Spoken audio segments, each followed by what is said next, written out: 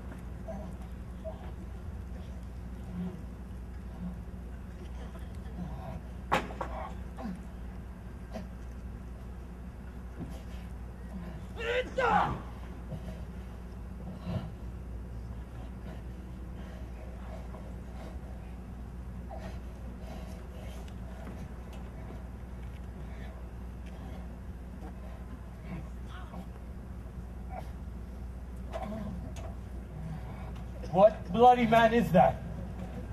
He should report as seemeth from his flight of the revolt, the new estate. This is the sergeant who, like a good and hearty soldier, fought against my captivity. Hail, brave friend. Say to the king the knowledge of the broil, as thou didst leave it. Doubtful it stood as two spent swimmers that should cling together and choke their art. The merciless Macdonald, worthy to be a rebel for two, that the multiplying villainies of nature do swarm upon him. From the western isle, kerns and gallus glasses is supplied. And fortune on his damned quarrel smiling showed like a rebel's whore. All's too weak for brave Macbeth. Well, he deserves that name, disdaining fortune with his brandished steel, which smoked with bloody execution. Like Valor's minion, carved out his passage till he faced the slave, which ne'er shook hands, nor bade farewell to him, till he unsaved him from the knave to the jack, fixed his head upon our battlements. Oh, valiant cousin, worthy gentleman. Mark, King of Scotland, Mark, no sooner justice had, with valor armed, compelled these skipping kerns to trust their heels, but the Norwegian lord, surveying vantage with furbished arms and new supplies of men, began a fresh assault. Dismayed not this our captains, Macbeth and Banquo? Yes, as sparrows eagles or the hare the lion. If I say sooth, I must report that they were as cannons overcharged with double cracks, so they doubly redoubled strokes upon the foe. Except they meant to bathe in reeking wounds or memorize another Galgoth that I cannot tell. I'm faint. My gashes cry for help. Thy words become thee as thy wounds. They smack of honor. Both. Go, get him surgeons. Who comes here? The worthy Thane of Ross. Just haste looks through her eyes. So should she look that seems to speak things strange. God save the king. When campst thou, worthy Thane? From Fife, great king, where the Norwegian banners flout the sky and fan our people cold, where Norway himself, with terrible numbers, assisted by that most disloyal traitor, the Thane of Cawdor, began a dismal conflict, till that Belena's bridegroom, lapped in proof, confronted him with self-comparisons, point against point rebellious, arm against arm, curbing his lavish spirit, and to conclude, the victory fell on us. Oh, great happiness. That now we know the Norway's king craves composition, nor would we deign him burial of his men till he dispersed at St. Combs Inch $10,000 to our general use. No more will that Thane of Cawdor deceive our bosom interest. Go pronounce his present death, and with his former title greet Macbeth. I'll see it done. What he hath lost, noble Macbeth has won.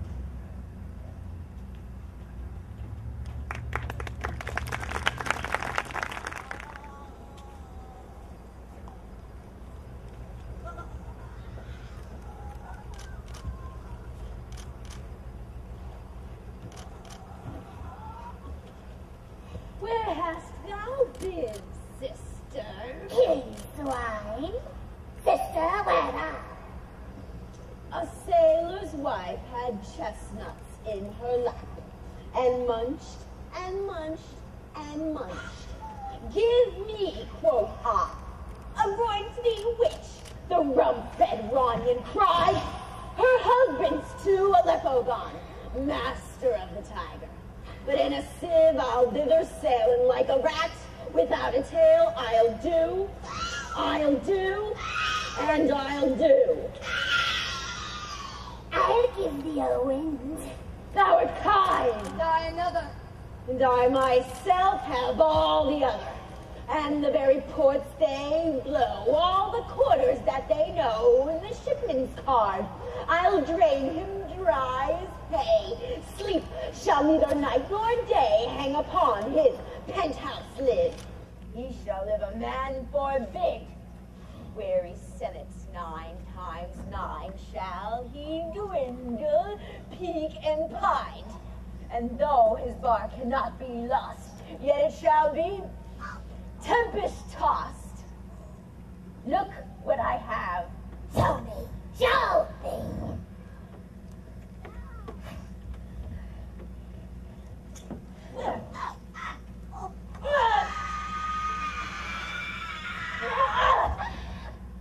Here I have a pilot's son.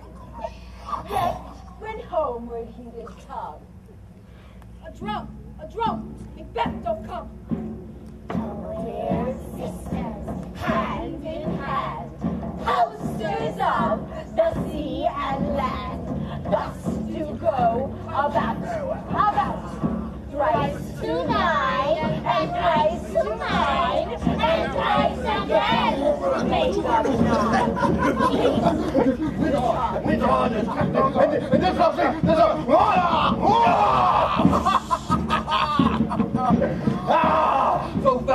so foul as birds they have not seen. How far is it called to? Gore. What are these? So withered and so wild in their attire that look not like the inhabitants of the earth, but that are on it. Live you, or you are said man may question. You seem to understand me. Speak if you can. What are you? All hail Macbeth! Hail to thee, Thane of Glass! All hail Macbeth! Hail to thee, Thane of Corroding! All hail Macbeth! Thou shalt be king hereafter! Oh, good sir, why do you start and seem to fear things that do sound so fair? In the name of truth, are ye fantastical, or that which indeed outwardly ye show? My noble partner you greet with presence grace, of noble having and of royal hope, that he seems wrapped with all, but to me you speak not. Now if you can, look into the seeds of time and say which grain will grow and which will not. Speak then to me. You neither beg nor fear your favors nor your hate. Hail! Hail! Lesser than Macbeth, and greater. Not so happy, and yet much happier. Thou shalt get kings, though thou be none. More hail Macbeth and Banquo! Well, stay, you imperfect speakers, tell me more. By Sindel's death I know I am Thane of Glamis, but how of Cawdor? The Thane of Cawdor is a prosperous gentleman, and then to be king says no other the prospect of belief no more than to be Cawdor. Savor what you owe this strange intelligence. Why upon this blasted heath you stay our way with such prophetic greeting? Speak, I charge you! For the earth has bubbles as the water has, and these are of them. Whither are they vanished? Oh, would they have stayed? For such things here as we do speak about. You, your children shall be kings! You shall be king! Oh, king of Cawdor! When it not so, say to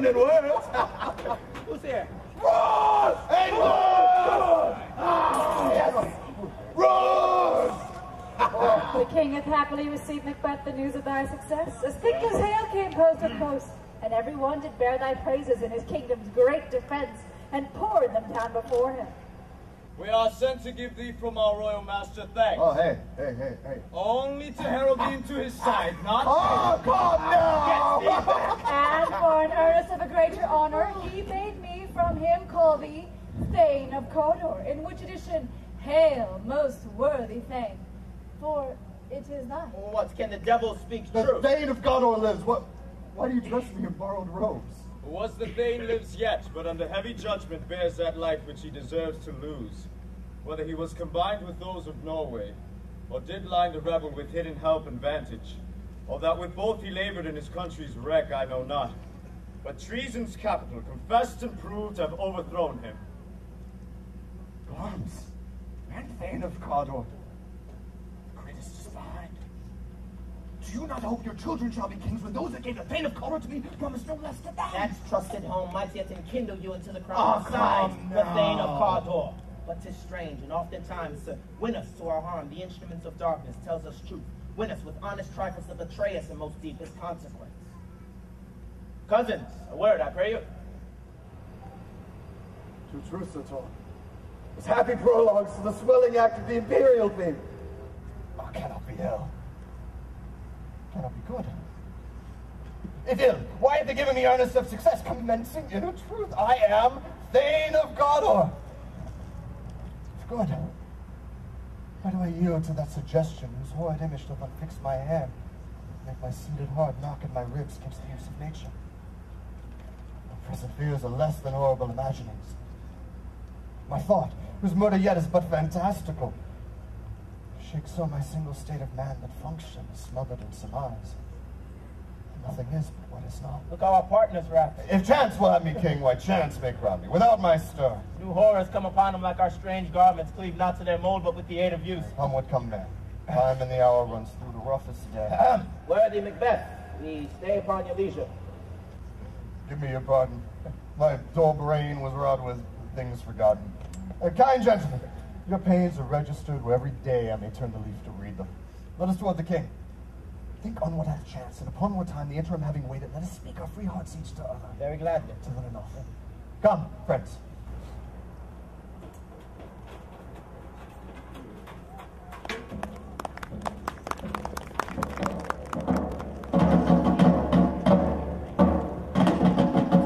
Is execution done on Cawdor?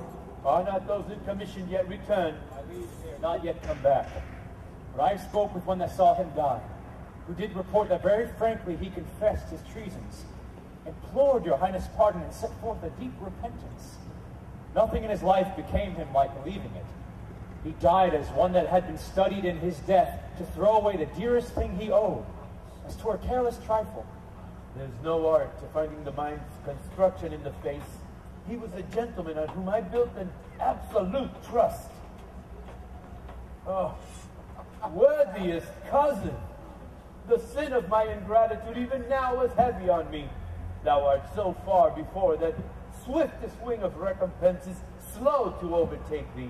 Would thou hadst less deserved, that the proportion both of thanks and payment might have been mine. Only I have left to say, more is thy due, than more than all can pay. The service and the loyalty I owe in doing it pays itself. Your highness part is to receive our duties, and our duties are to your throne and state, children and servants, which do but what they should, in doing everything safe toward your love and honor. Welcome hither. I have begun to plant thee, and will labor to make thee full of growing. Noble Banquo, that has no less deserved, nor must be known no less to have done so. Let me enfold thee, and hold thee to my heart. There, if I grow, the harvest is your own. Sons, kinsmen, thanes, and you, whose places are the nearest, know, we will establish our estate upon our eldest, Malcolm, whom we name hereafter the Prince of Cumberland, which honor must not unaccompanied invest him only, but signs of nobleness like stars shall shine on all deservers, from hence to Inverness, and bind us further to you.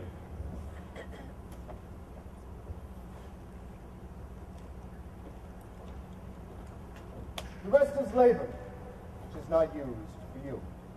I'll be myself the harbinger and make joyful the hearing of my wife with your approach. So humbly, take my leave. Worthy Cador, true worthy Banquo, he is full so valiant, and in his commendations I am fed. It is a banquet to me. Let's after him whose care is gone before to bid us welcome. It is a peerless kinsman.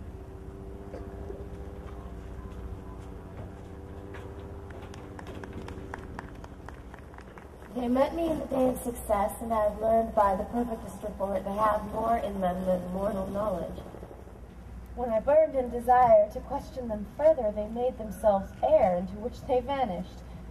Whilst I stood wrapped in the wonder of it all, came missives from the king, who all hailed me.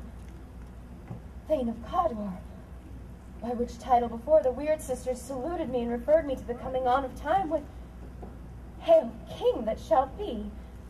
This have I thought good to deliver thee, my dearest partner in greatness, that thou mightst not lose the dues of rejoicing by being ignorant of what greatness is promised thee. Lay it to thy heart. Oh, farewell. Farewell. Glons thou art, and Cador, and shalt be what thou art promised.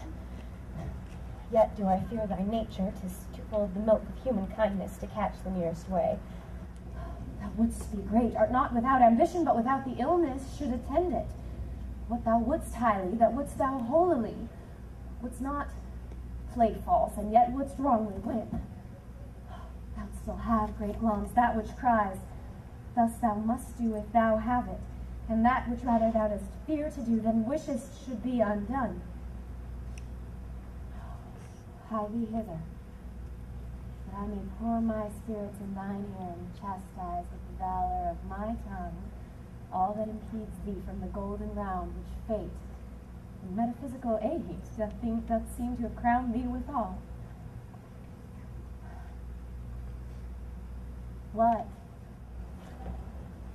What is your tidings? The king comes here tonight. Ah, thou art mad to say it. Is not thy master with him, who, were it so, would have informed for preparation? So please you, it is true. Our thane is coming. One of my fellows had the speed of him, who, almost dead for breath, had scarcely more than would make up his message.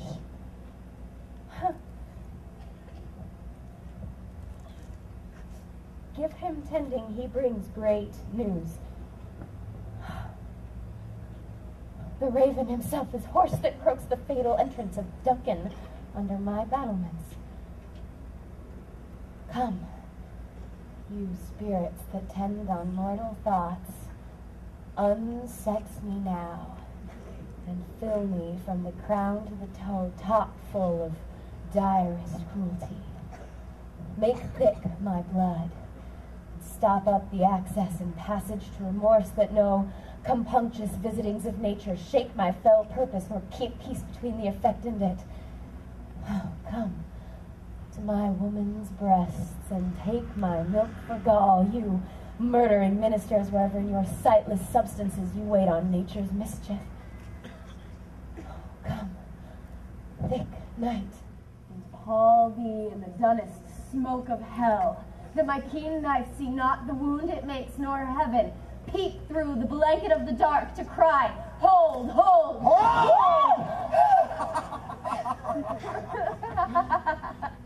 Oh, great Glons, worthy Cador, greater than both by the all-hail hereafter. Oh, thy letters have transported me beyond this ignorant present, and I feel now the future in the instant.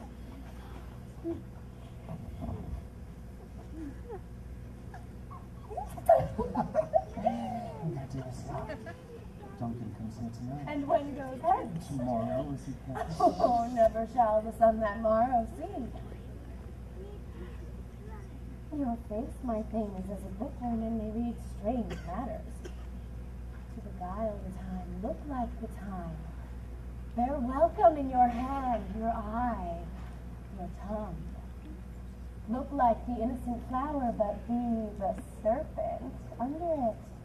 He that's coming must be provided for, and you shall put this night's great business into my dispatch, which shall to all our nights and days to come give solely sovereign sway and masterdom. Who shall speak for? Only look up clear, to alter favor ever to fear.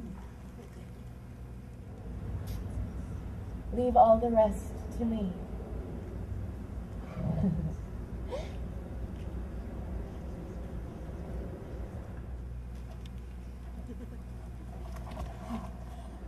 The Prince of Cumberland. That is a step on which I must or leap or else fall down, for in my way it lies. Stars, hide your fires. Let not light see my deep and black desires. Oh, the eye waketh the hand, yet let that be when it is done, which the eye fears to see.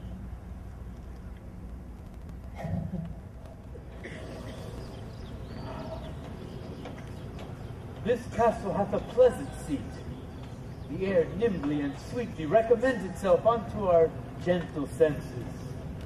This guest of summer, the temple-haunting marchlet, does approve by his loved mansionry that the heaven's breath smells wooingly here. No jutty, frieze, buttress, no coin of vantage. But this bird hath made his pendant's bed and procreant's cradle where they most breed and haunt, I have observed. The air is delicate. Oh, see our honored hostess. The love that follows us sometimes is our trouble, which still we thank as love. Herein I teach you how you shall bid good illness for your pain, and thank us for your trouble. All our service in every point twice done, and then done double were poor and single business to contend against those honors deep and broad wherewith your majesty loads our house. For those of old and the late dignities heaped up to them, we rescue our hermits. Where's the Thane of Cawdor? We coursed him at the heels and had a purpose to be his purveyor, but he rides well. And his great love, sharp as a spur, has helped him to his home before us. Fair and noble hostess, we are your guests tonight. Your servants ever have theirs themselves, and what is theirs in comps to make their audit at your highness's pleasure, still to return your own. Give me your hand.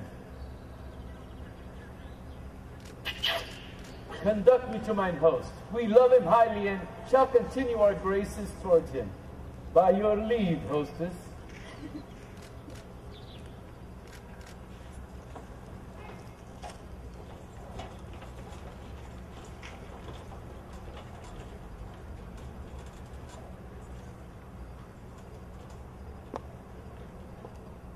If we're done, Prince is done. It were well it were done quickly. If the assassination could trammel up the consequence and catch with his surcease success. But this blow might be the be-all and the end-all here, but here, upon this bank and shoal of time, we jump the life to come. But in these cases we still have judgment here. That we but teach bloody instructions which being taught return to plague the inventor. This even-handed justice commends the ingredients of our poisoned chalice even to our own lips. He is here in double trust. First, as I am his kinsman and his subject, both strong against the deed, then as his host, who should get his murderer shut the door, not bear the knife myself. Besides, this Duncan hath borne his faculties so meek, and so clear in his great office that his virtues will plead like angels, trumpet-tongued against the deep damnation of his taking off. Pity, like a naked newborn babe, striding the blast, or heaven's cherubim, horsed upon the sightless couriers of the air, shall blow the horrid deed in every eye, that tears shall drown the wind. I have no spur to prick the sides of my intent, and revolting ambition, which all reaps itself, falls on the other.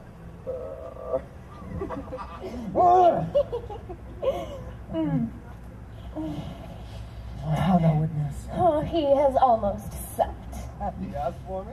No, you not, he has. We will proceed no further in this business. He hath honored me of late. And I bought golden opinions of all sorts of people, which will be worn now in their newest plus I cast aside so soon. Was the hope drunk wherein you dressed yourself? Hath it slept since, and wakes it now to look so green and pale at what it did so freely? From this time such I account thy love.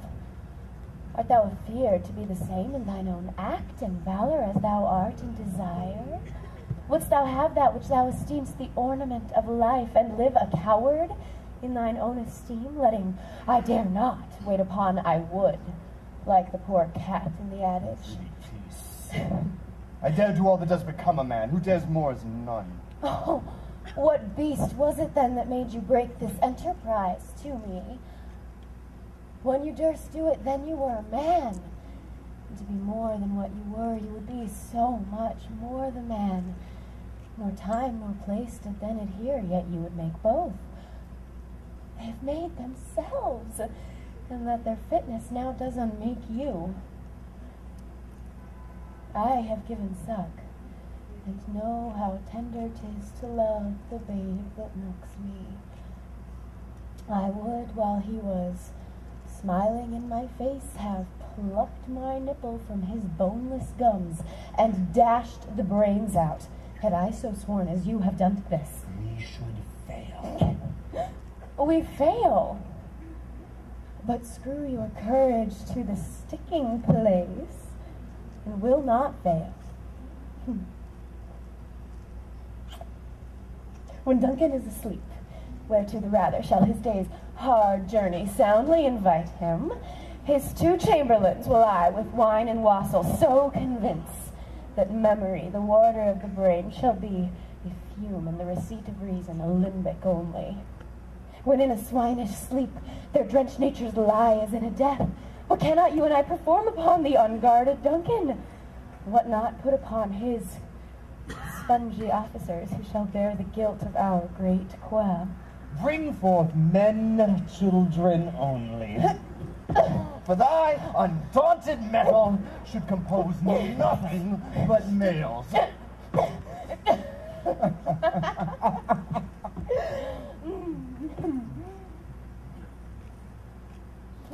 Will it not be received when we have smeared with blood those sleepy two of his own chamber, and use their very daggers that they have done it? Who dares receive it? Others we shall make our greaves and clamors roar upon his death.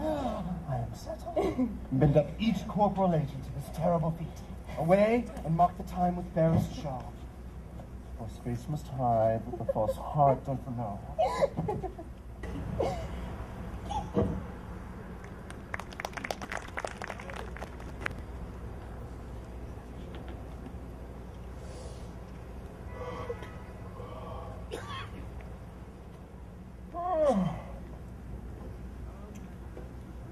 How goes the night, boy? The moon is down. I have not heard the clock. She goes down at 12. I take 'tis later, sir. Hold.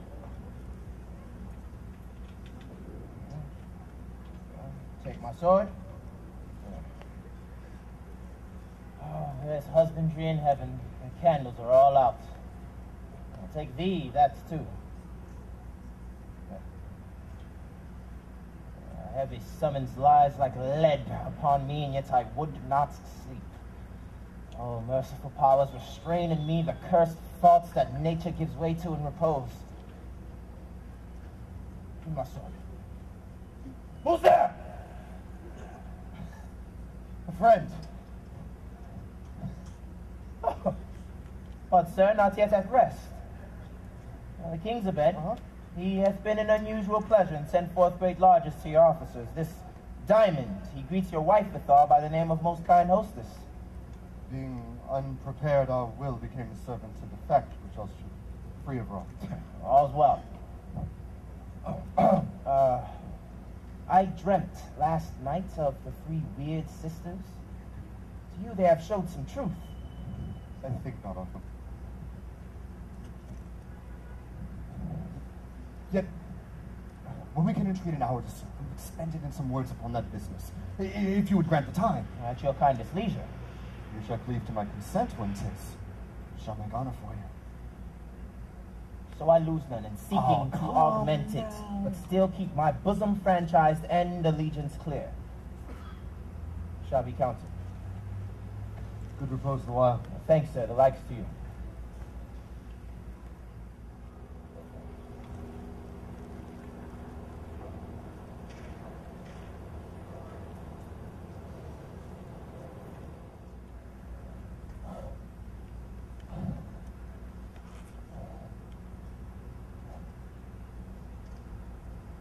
Is this a dagger that I see before me?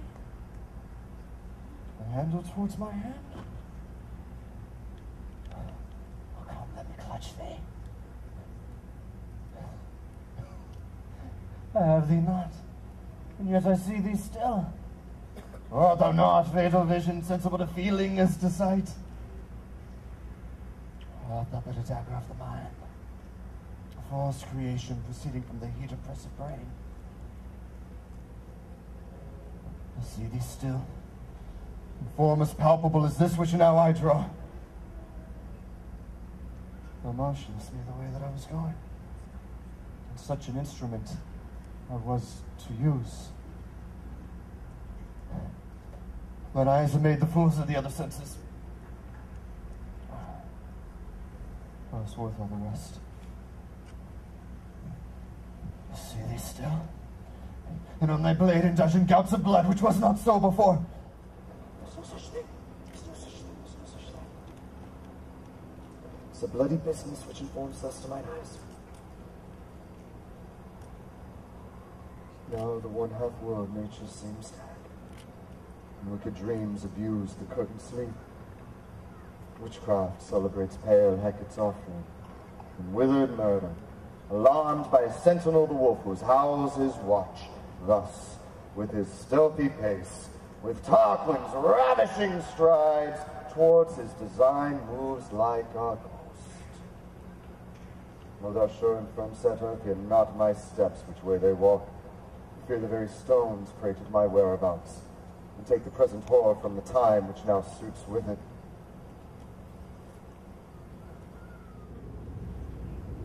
Was I threat, he lives. Words to the heat of thee too cold breath gives. I go, and it is done.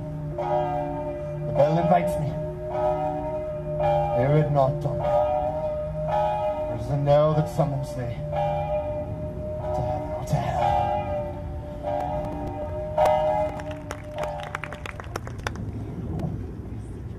That which hath made them drunk hath made me bold.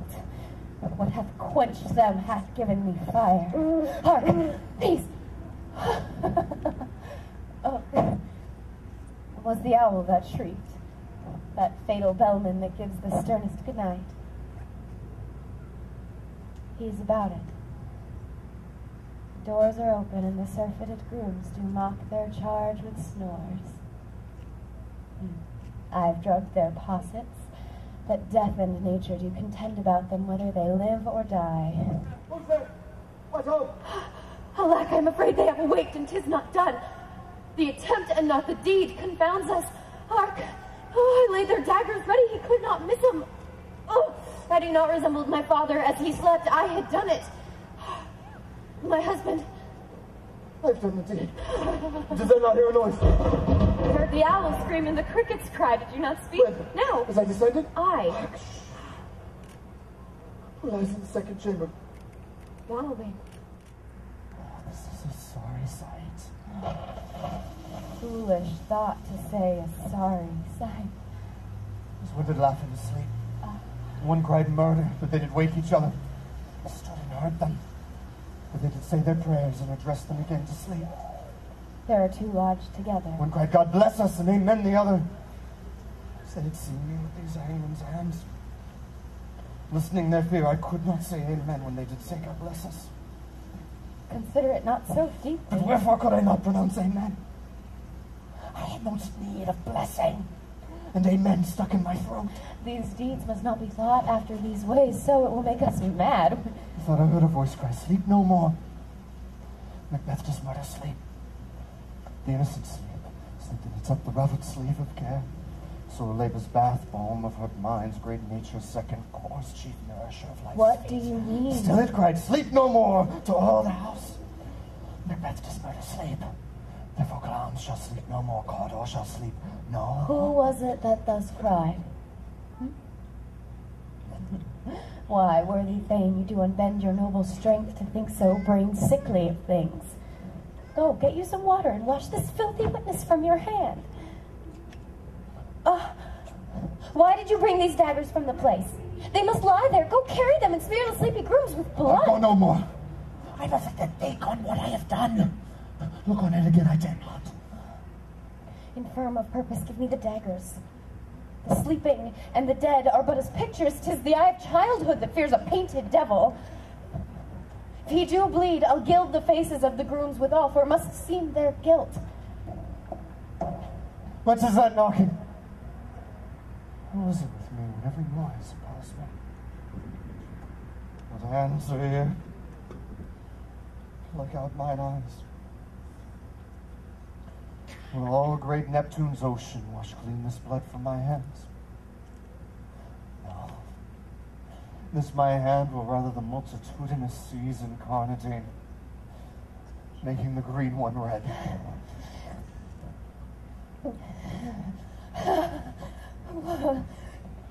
My hands are of your color, but I shame to wear a heart so white. Hark! I hear knocking at the south entry. Retire we to our chamber. How easy is it then? A little water clears us of this deed. Your constancy had left you unattended. Hark! More knocking. Be not lost so poorly in your thoughts. To know my deeds were best not to know myself. Wake Duncan with thy knocking, would thou couldst.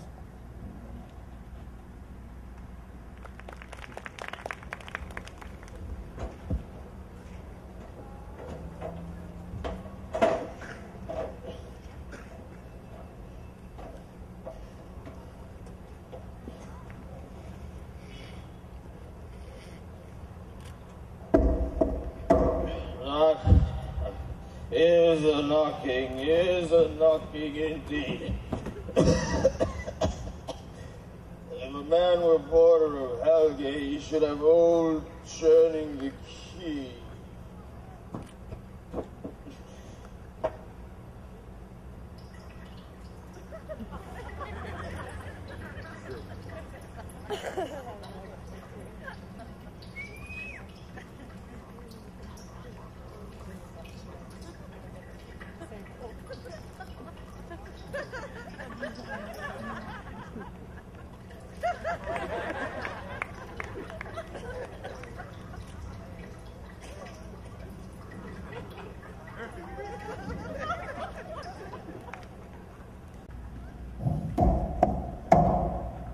Knock, knock, knock. Who's there in the name of Beelzebub? Here's a farmer that hanged himself on the expectation of plenty. Come in time. Have napkins enough about you. Here, you'll sweat for it. Knock, knock. Who's there in the other devil's name? Faith, here's an equivocator who could swear in both scales against either scale, who committed treason enough for God's sake, yet could not equivocate to heaven. Oh, come in, equivocator. Knock, knock, knock. Who's there? Here's an English tailor come hither for stealing out of a French tomb. Come in, tailor. Here you may roast your goose. Knock, knock. Never had quiet, what are you? But this place is too cold for hell. Our devil porter it no feather. I had thought to have let in some of all professions that go the primrose way to the everlasting bonfire.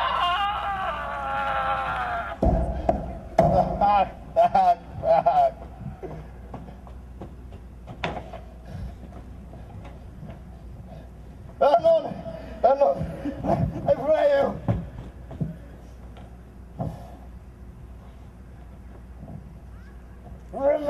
Order! Was it so late, friend? You went to bed that you do lie so late? Faith, sir, we were carousing till the second cock. And drink, sir, is a great provoker of three things. What three things does drink especially provoke? Marry, sir, nose painting, sleep, and urine. Lechery, sirs. It provokes and unprovokes. It provokes a desire but takes away the performance. Therefore, much drink may be said to be an equivocator with lechery. It makes him and it mars him. It sets him on and it takes him off. It persuades him and disheartens him. Makes him stand to and not stand to.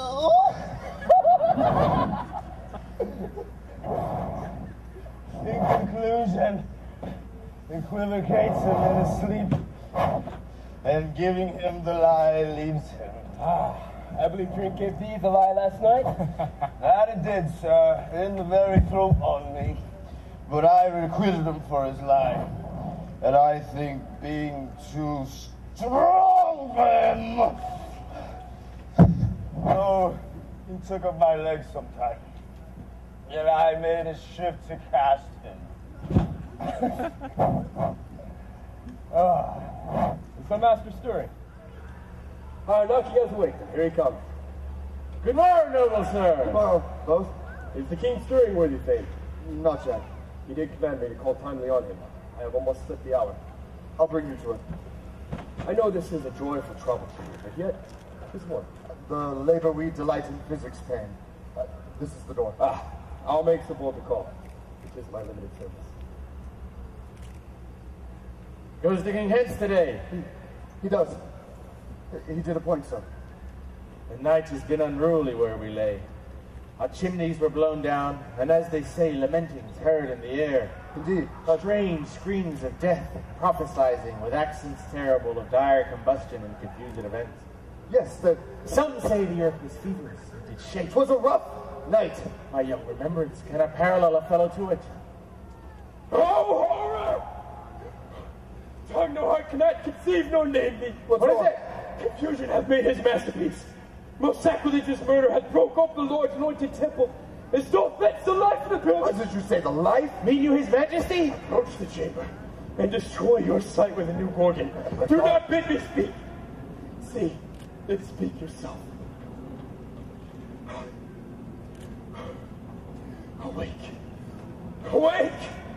Ring the alarm bell! Murder and treason! Banquo! Donalbain! Malcolm! Awake! Shake off this downy sleep! Death's counterfeit and on death itself! I'll bop and see the great doom's image! Banquo! Malcolm! As from your graves, rise up and walk like sprites to countenance this horror! Ring the bell! What's the business with such a hideous trumpet calls to parley the sleepers of this house? Speak. Gentle lady, 'tis not for you to hear what I can speak. The repetition of woman's here with murder as it felt. Bakewell, our royal master's murdered. Whoa, alas, what, in our house? Too cruel anywhere. Dear doth I prithee contradict thyself and say it is not so. Had I betide an hour before this chance, I had lived a blessed time. But now there's nothing serious in mortality, all is but toys. Renown and grace is dead. The wine of life is drawn, and the mere lees left this vault to brag of. What is amiss? You are and do not know it. The spring, the fountain, the head of your blood is stopped. The very source of it is stopped. Your royal father is murdered. Oh? By whom? Those of his chambers had seen it done it. The hands and faces were in a bed with blood.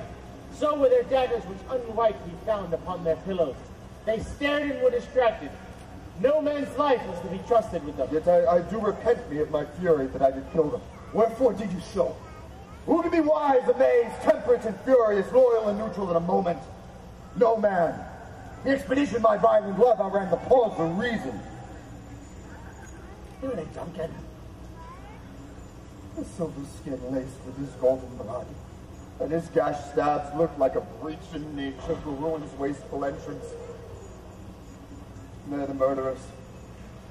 Steeped in the colors of their trade, the daggers unmannerly breached with gore. Who could refrain that had a heart to love, and courage in his heart to make his love known? Look to the lady. Why don't we hold our tongues, that most may claim this argument for ours? What should be spoken here? Where our fate hidden in augur hole may Russian seize us? Let's away. Our tears are not yet brewed, nor our strong sorrow upon the foot of motion. Look to the lady. When we have our naked frailties hid that suffer in exposure, let us question this most bloody piece of work to know it further. Fears and scruples shake us. In the great hand of God, I stand in defense against the undivulged pretense. I fight of treasonous malice. And so do I. So all. Let's briefly put on manly readiness. Meet in the hall together. Welcome, contender. What will you do? Let's not consort with them. To show an unfelt sorrow is an office which the false man does easy. Out to England. To Ireland, I. Our separated fortune shall keep us both the safer. Where we are, there's daggers and men's smiles. The near in blood and the nearer bloody. This murderous shaft that shot hath not yet lighted. And our safest way is to avoid the aim. Therefore to horse, let us not be dainty of leave-taking, but swift away. Sworn to that theft, which steals itself when there's no mercy left.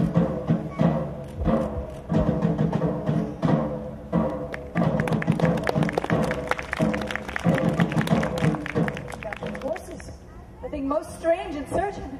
Beauteous and swift, the minions of their race turn wild, their stalls flung out, contending against obedience, as they would make war with mankind. 'Tis said they ate each other. Oh, they did so, to the amazement of mine eyes that looked upon it. Here comes a good Macduff. How goes the world, sir, now? Why, see you not? Is it known who did this more than bloody deed? Those that Macbeth hath slain. Alas, indeed, what good could they pretend? There is support. Malcolm and Donalbain, the king's two sons, are stolen away and fled, which puts upon them suspicion of the deed. Against nature still, thriftless ambition that would raven up thine own life's means. Then 'tis most likely sovereignty will fall upon Macbeth. He is already named, and gone to Scone to be invested. Where is Duncan's body? Carried to Colmkill, the sacred storehouse of his predecessors, and guardian of their bones. Will you to Scone? No, cousin. Out to fight. Well, I will thither. And may you see things well done there. I do, lest our old robes sit easier than our new. Farewell, mother. God's blessings go with you, and with those that would make good of bad, friends of foes.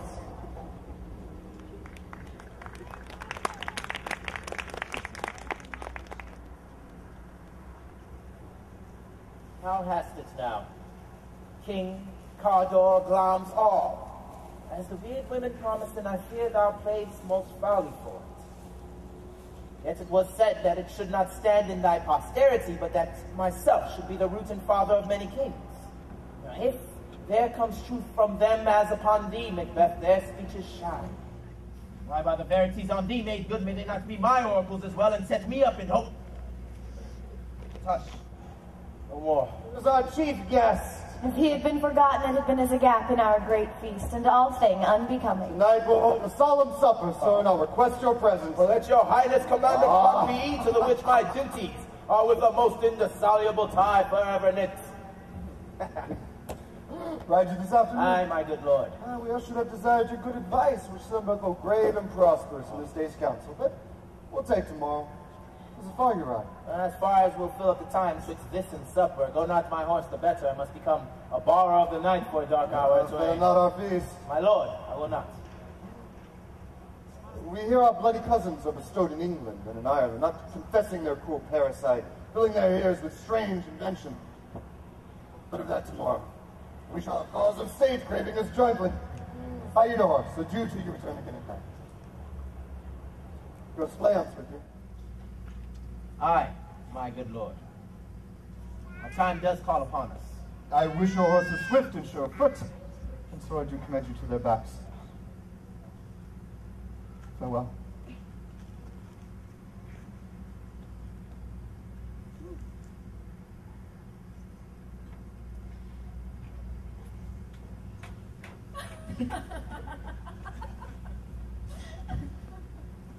Let every man be master of his time till 7 at night.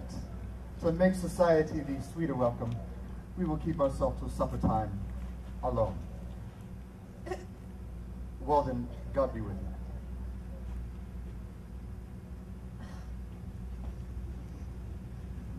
Sir, a word. Attend those women our pleasure. They are, my lord, without the palace gate. Bring them before us.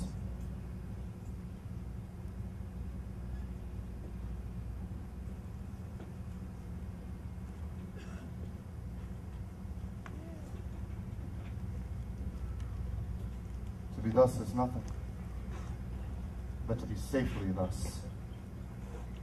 Our fears in Banquo stick deep, and in his royalty of nature reigns that which would be feared. 'Tis much he dares. And to the dauntless temper of his mind he hath a wisdom that doth guide his valid act in safety. There is none but he whose being I do fear, and under him my genius is rebuked, as it is said Mark Antony's was by Caesar. I chid the sisters when first they put the name of king upon me and bade them speak to him, and then prophet-like they hailed him father to a line of kings. Upon my head they placed a fruitless crown and put a barren scepter in my grip, thence to be wrenched with an unlineal hand, no son of mine succeeding. If it be so, for Banquo's issue have I filed my mind. For them, the gracious Duncan, have I murdered, put rancors in the vessels of my peace, only for them, and mine eternal jewel given to the common enemy of man, to make them kings! The seed of Banquo, kings!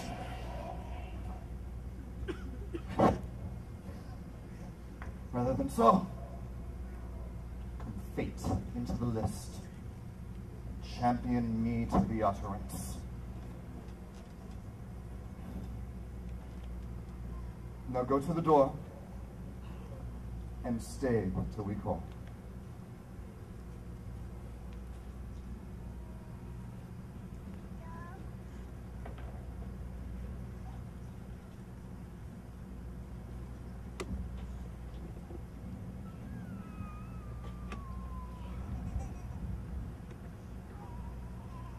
Was it not yesterday we spoke again together?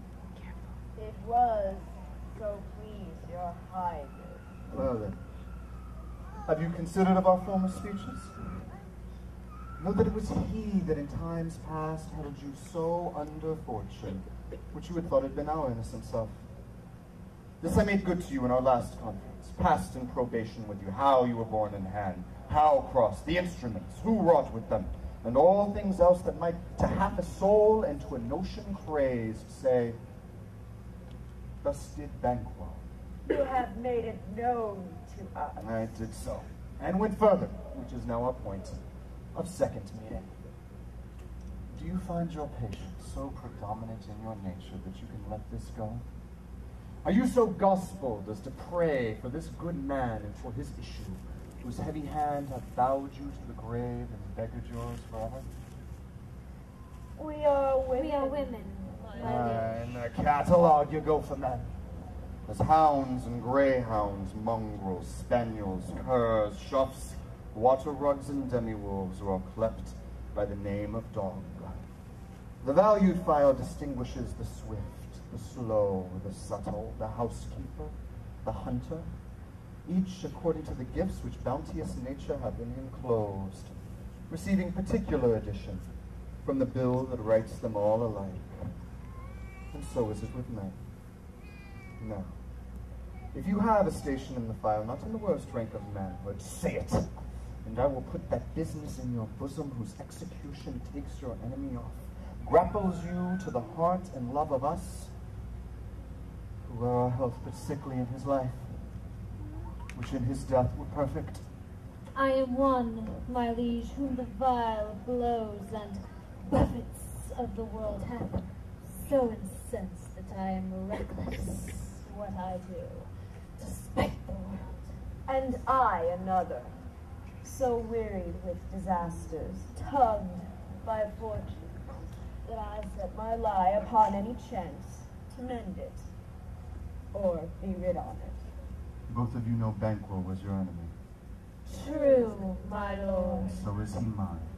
and in such bloody distance that every minute of his being thrusts against my nearest of life. And though I could with barefaced power sweep him from my sight and bid my will avouch it, yet must I not, for certain friends that are both mine and his, whose loves I may not drop, but wail the fall of he whom I myself struck down. And thence it is that I to your assistance do make love, masking the business from the common eye for sundry weighty reasons. We shall, my lord, perform what you command us. So our lives. And your spirits shine through you. Within this hour at most, I will advise you where to plant yourself. Acquaint you with the perfect spy, the time, the moment on it. For it must be done tonight, on something from the palace. Always thought that I require a clearness. And to leave no rubs, no botches in the work. Fleance's son, who keeps him company, whose absence is no less material to me than is his father's, must with him embrace the fate of that dark hour. Resolve yourselves apart. It is concluded. Banquo, if their soul's flight find heaven, must find it out tonight.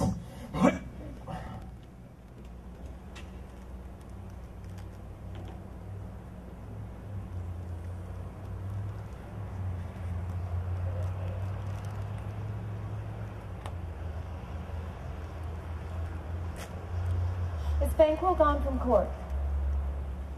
Aye, madam, but returns again tonight. Say to my lord. Say to the king I would attend his leisure for a few words. Madam, I will.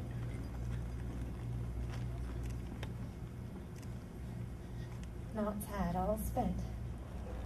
Where our desire is got without content. 'Tis safer to be that which we destroy than by destruction dwell in doubtful joy.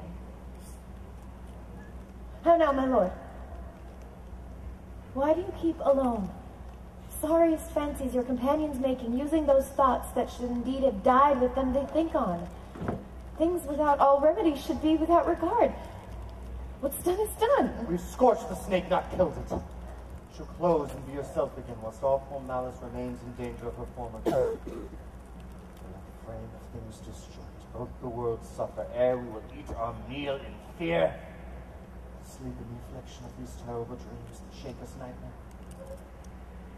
Better be with the dead, whom we need to gain our peace, if sent to peace, than on the torture of the mind to lie in restless ecstasy. Duncan's in his grave. Treason has done his worst, nor steel, nor poison, malice, domestic, foreign levy, nothing can touch him further. Come on. Gentle, my lord. Sleek o'er your rugged looks, be bright and jovial among your guests tonight. So shall I, love. And so, I pray, be you. Let your remembrance apply to Banquo. Present him eminence with both eye and tongue. Safe the while. And we must lave our honors in these flattering streams, making our faces visage to our hearts, disguising what they are. You must believe this.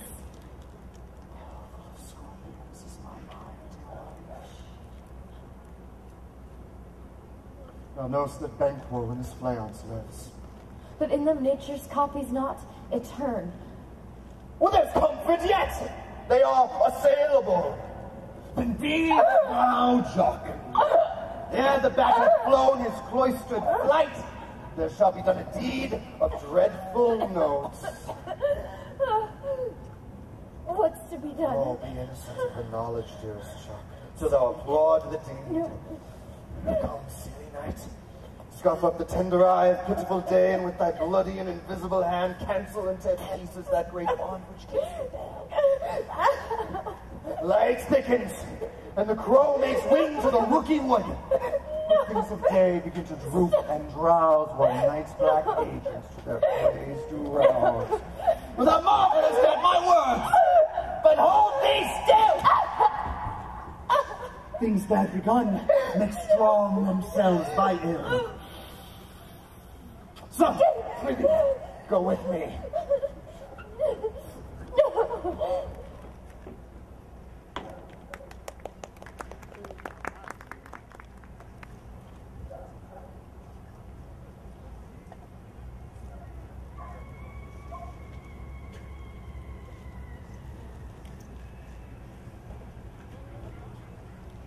Who bids thee join us? Macbeth! He's not our mistrust. Since he delivers our offices and what we must do that a direction just. Then stand with us. The west yet glimmers with some streak of day. Now spurs the laden traveler apace to gain the timely inn. And near approaches the subject of our walk. Hark! I hear horses. Give us a light there. Oh! 'Tis he. The rest is all within the note of expectation already, all within the cards. His horses go about. Almost a mile. He does so usually as all men do from thence to the palace gate. They get their walk. Stand to it. There will be rain tonight. Let it come down. Fly, the flare! Fly! Fly!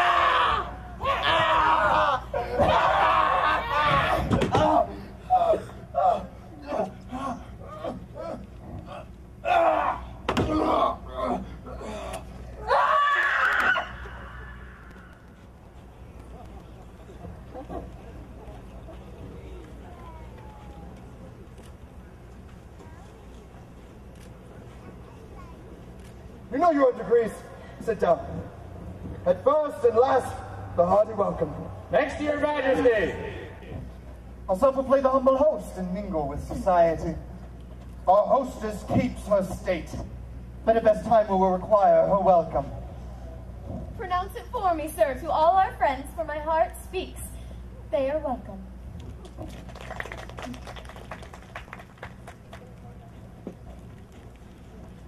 There's blood on thy face. 'Tis Banquo, then. It is better thee without than he within. Is he dispatched? My good sir, his throat is cut. That I did for him. Thou art the best of the cutthroats. Yet he's good that did the like for Fleance. If thou didst it, thou art the non-corral. Most royal sir, Leonce is escaped. Comes my hit again. I had been whole as the marble, founded as the rock, as broad in general as the casing air, but now I am cabined, cribbed, confined, bound into saucy doubts and fears. The Banquo safe. Aye, good sir. Safe in a ditch he bides, with 20 trenched gashes in his head, the least a death to nature. Thanks for that. Get thee gone. We'll hear ourselves again tomorrow. My royal lord, you do not give the cheer. The feast is sold that is not often vouched, while 'tis a making 'tis given with welcome. To feed were best at home. From thence the sauce to meat were ceremony. Meeting were bare without it. Sweet remembrance, sir. Now good digestion wait on appetite, and health on both. Yeah. See, they encounter thee with their hearts' thanks. Most eyes are even here, I'll sit in the midst. Be large in mirth, and onwards we can measure the table round. May it please your highness, sit. There had we now our country's honor roof, where the gracious person of our Banquo present, whom may I rather challenge for unkindness than pity for mischance. His absence, sir, lays blame upon his promise. Please it your highness to grace us with your royal company. Oh, the table's full. Here's a place reserved, sir. Where? Here, my good lord. What is it that moves your highness? Which of you has done this? What, my good lord? Thou canst not say I did it! Never shake thy glory locks at me! Gentlemen, rise. His highness is not well. Sit! Worthy friends, my royal lord is often thus, and hath been from his youth. I pray you keep seat. The fit is momentary. He will upon a thought again be well. If much you know him, you shall offend him and extend his passion. Feed and regard him not. Are you a young man. I had a bold one that dare look on that which might appall the devil. This is the air-drawn dagger which you said led you to Duncan. Why do you make such faces when all's done? You look but on a stool. But did see there! Behold! Look! Look! Why, what care I? If thou canst not speak too! If John houses in our graves and those we bury back, our monuments shall be the most of kind! What? Quite unmanned in folly? If I stand here, I saw him. Fie for shame. Let it be said, Anna. In the olden time, ere the human statute purged the gentle will eye, and ceased to murders have been performed too terrible for the ear. The time was that when the brains were out, the man would die, and there it end. But now they rise with 20 mortal murders on their crowns and push us from our stools. This is more strange than such a murder is. My royal lord, your noble friends soon lack you.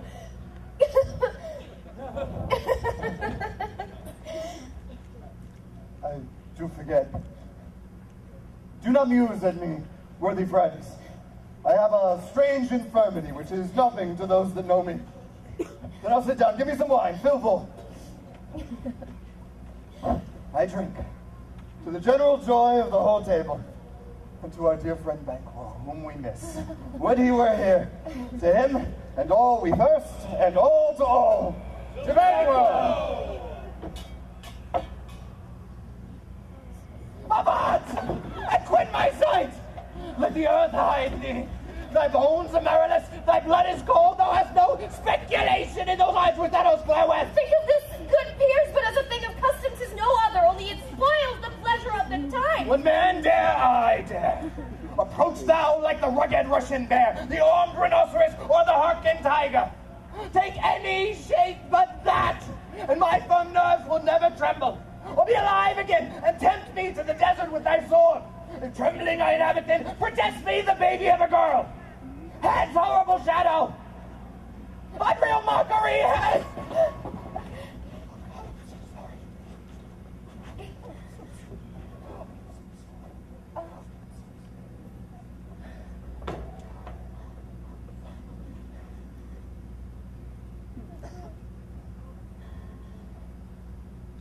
So, being gone, I am a man again. I pray you sit still. You have displaced the mirth, broke the good meeting with most admired disorder. What can such things be and overcome us as a summer cloud without our special wonder?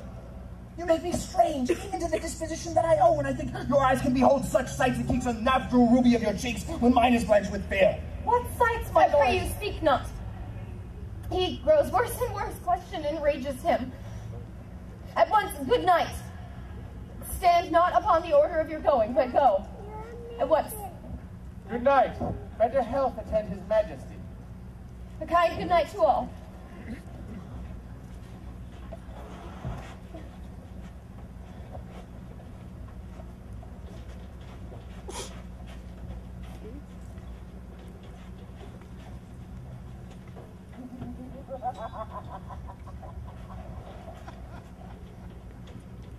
Like they say, blood. Stones have been removed and trees to speak. Augurs and understood relations have by magpies and choughs and rooks brought forth the secretest man of blood. What is the name? All those clouds with morning which is which. How sayest thou that Macbeth denies his person at our great bidding? Send to him, sir. I hear it by the way, but I will send. There's not a one of them but in his house I keep a servant to feed. I will tomorrow, and betimes I will to the weird sisters more shall they speak. For now I'm bent to know by the worst means the worst. For mine own good all causes shall give way. I am stepped in blood so far, that should I wade no more, returning were as tedious as to go on. Strange things I haven't had, with will to hand, which must be acted ere they may be scanned.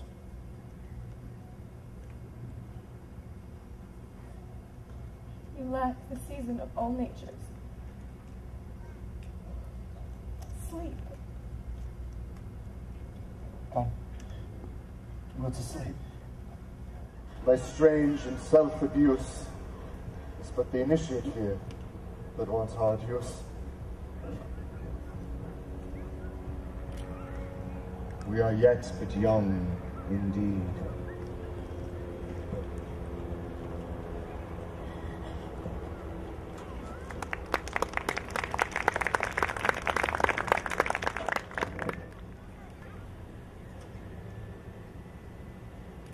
My former speeches have but hid your thoughts, which can interpret further.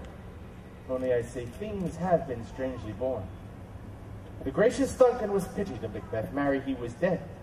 The right valiant Banquo walked too late, whom you may say, if it pleased you, Fleon's killed, for Fleon's fled. Men must not walk too late. Who cannot want the thought how monstrous it was for Malcolm and for Donalbain to kill their gracious father? Damned fact, how it did grieve Macbeth. Did he not straight in pious rage the two delinquents tear that were the slaves of drink and thralls of sleep? Was not that nobly done? Aye, and wisely too. For 'twould have angered any heart alive to hear the men deny it. So that I say he has borne all things well. And I do think that had he Duncan's sons under his key, and if it please heaven he shall not, they should find what were to kill a father. So should Fleon. But peace! For from broad words, and because he failed his presence at the tyrant's feast, I hear Macduff lives in disgrace. Can you tell, sir, where he bestows himself? The son of Duncan, from whom this tyrant holds the due of birth, lives in the English court, and is received of the most pious Edward with such grace, for the malevolence of fortune nothing takes from his high respect. Thither Macduff has gone to pray the holy king, upon his aid, to wake Northumberland and warlike Siward, that by the help of these, with him above to ratify the work, we may again give to our tables meat, sleep to our nights, free from our feasts and banquets bloody knives, to faithful homage and receive free honors, all which we pine for now. And this report hath so exasperated the king that he now prepares for some attempt of war. Sent you to Macduff? He did so, and with an absolute, "Sir, not I." Cloudy messenger turns me his back and hums, as who would say, "You'll rue the time that clogs me with this answer." That well might advise him to a caution, to hold what distance his wisdom can provide. Some holy angel fly to the court of England and unfold his message ere he comes, that a swift blessing may soon return to this, our suffering country, under a hand accursed. I'll send my prayers with him.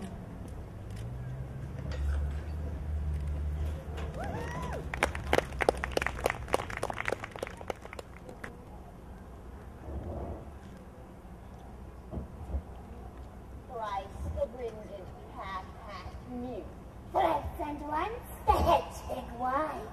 Happy a cry, 'tis time, 'tis time. Round about the cauldron go, in the poison entrails throw. Toad that under cold stone days and nights have 31.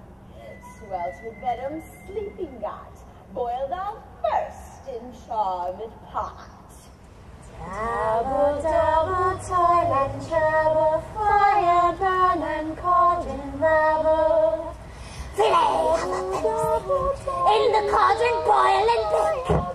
Eye of newt and toe of frog, wool of bat and tongue of dog.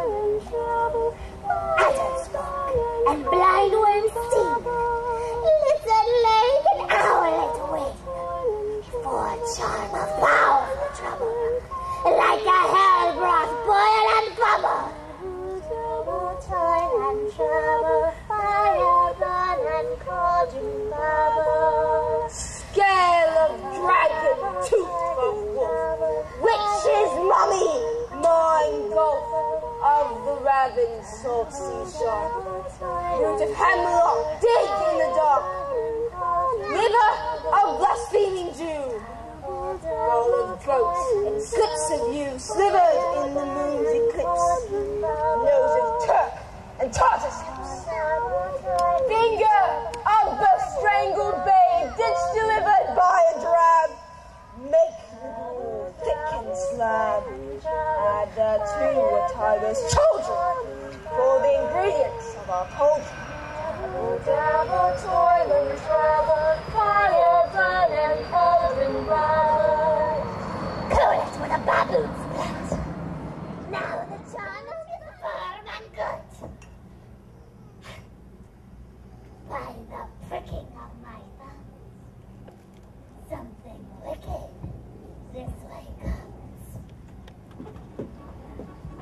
And now you secret black and midnight hags.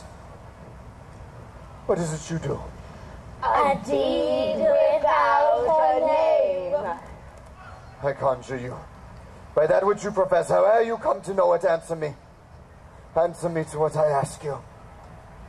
Speak, speak, speak. Demand, demand. Demand. We'll answer. We'll answer.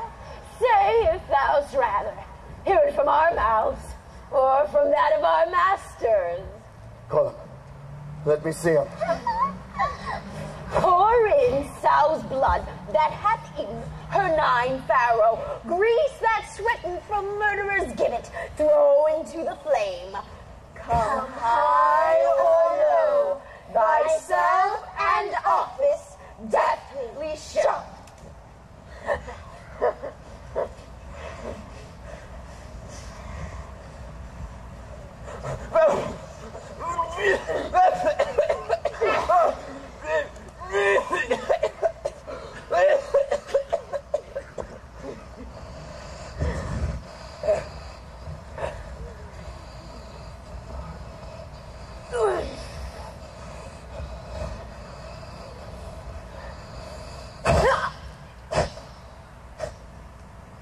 Tell me, thou unknown power. He knows thy thoughts.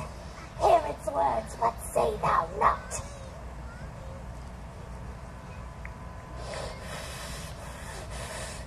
Beware! Macbeth! Macbeth! Macbeth! Beware, Macduff! Beware the pain of fife! Dismiss me! Enough! But there thou art, for thy good caution, thanks, thou hast hogged my fear aright. No, but one word more. He will not be commanded. Here's another, more potent than the first.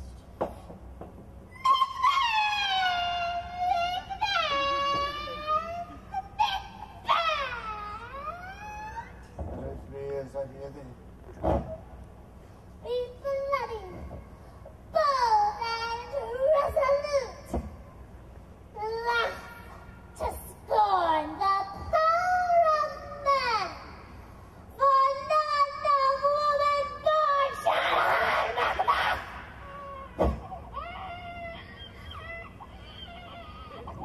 Live, Macduff. What need I fear thee? But yet I'll make assurance double sure. And take a bargain of fate, thou shalt not live. That amidst her pale-hearted fear it lies. Sleep in spite of thunder.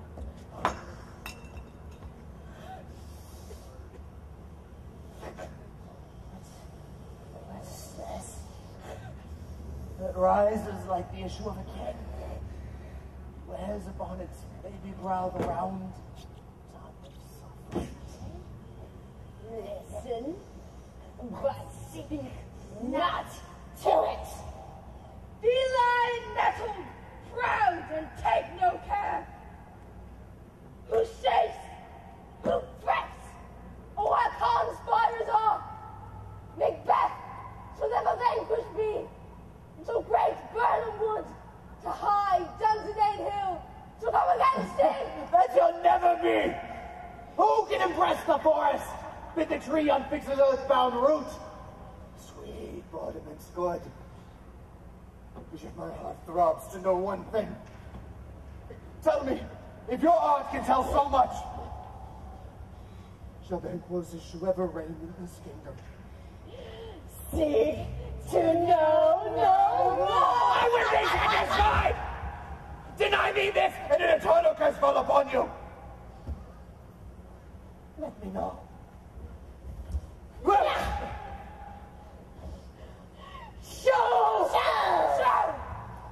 Show his eyes and grieve his heart.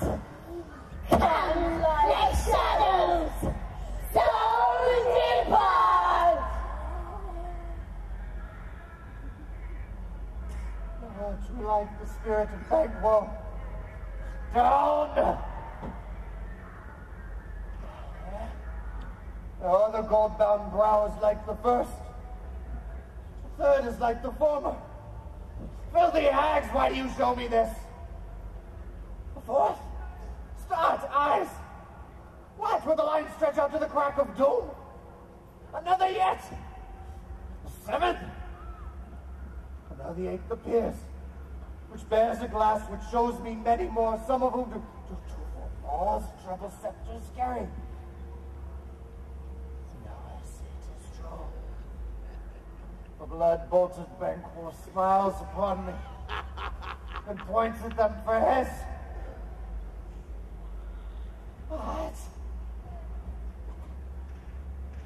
Can such things be?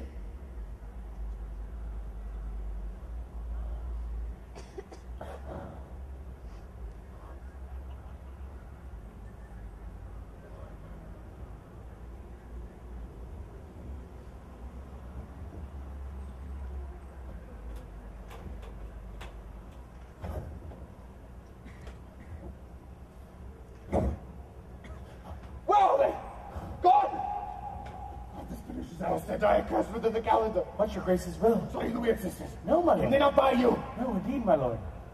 Fated be the hell in which they ride, and damned all those that trust them. I did hear the galloping of horse. Who was it came by? 'Tis 2 or 3, my lord, that bring you word Macbeth is fled to England. Fled to England? Aye, my good lord. Time now anticipates my dread exploits. Flighty purpose is ne'er took unless the deed go with it. From this moment, the very firstlings of my heart shall be the firstlings of my hand. Now, to crown my thoughts with axe, be it thought and done. The castle of Macbeth I will surprise, seize upon Fife, give to the edge of the sword his wife, his babes, and all unfortunate souls that do trace him in his line. I'm a boasting like fool. This deed I'll do before the purpose call.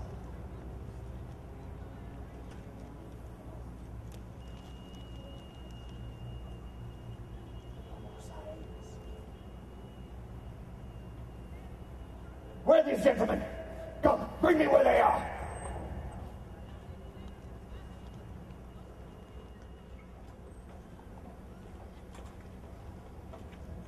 What had he done to make him fly the land? Must have patience, madam. He had none. His flight was madness. When our actions do not, our fears do make us traitors. You know not whether it was wisdom or his fear. His wisdom! To leave his wife, to leave his babes, his mansions and his titles in a place from whence himself does fly. He loves us not. He wants the natural touch, for the poor wren, the most diminutive of birds, will fight her young ones in the nest against the owl. All is the fear, and nothing is the love, as little as the wisdom where the flight so runs against all reason. My dearest Kaz, I pray you school yourself, but for your husband. He is wise, noble, judicious, and best knows the fits of the season. I dare not speak much further. But cruel are the times when we are traitors and know not ourselves. When we hold rumor from what we fear, yet know not what we fear, but float upon a wild and violent sea each way and move. I take my leave of you.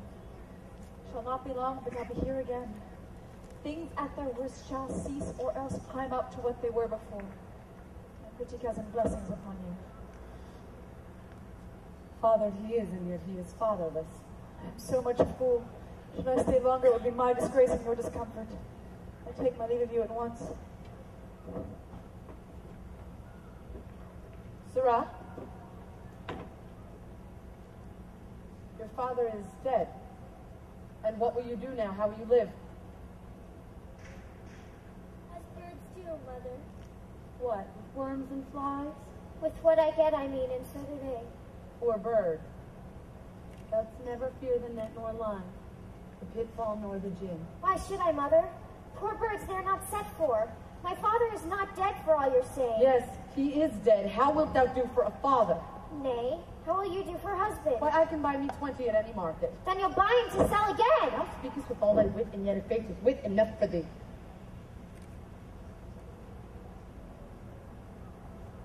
Was my father a traitor, Mother? Aye, that he was. What is a traitor? Why, one that swears and lies. And be all traitors that do so? Everyone that does so is a traitor and must be hanged. And must they all be hanged that swear and lie? Every one. Who must hang them? by the honest men. Then the liars and swearers are fools, for there are liars and swearers enough to beat the honest men and hang up them. God help thee, poor monkey, but how wilt thou do for a father? If he were dead, you'd weep for him. If you would not, it were a good sign that I should quickly have a new father. Poor prattler, how thou talkest. Bless you, fair dame. I am not to you known, though in your state of honor I am perfect. I doubt some danger is approaching nearly. If you will take a homely man's advice, be not found here, hence, with your little ones. Heaven preserve you. I dare abide no longer. Whither should I fly? I have done no harm. I remember now. I am of this earthly world, where to do harm is often laudable, and to do good sometime accounted dangerous folly. Why, then, alas, do I put up that womanly defense to say I have done no harm? What are these faces? Where is your husband? I hope in no place so unsanctified where such as thou mayst find him. Here's a traitor.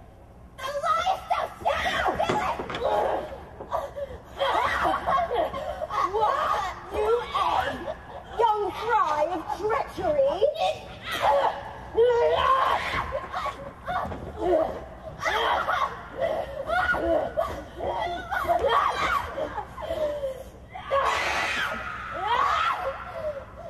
Run away, I say!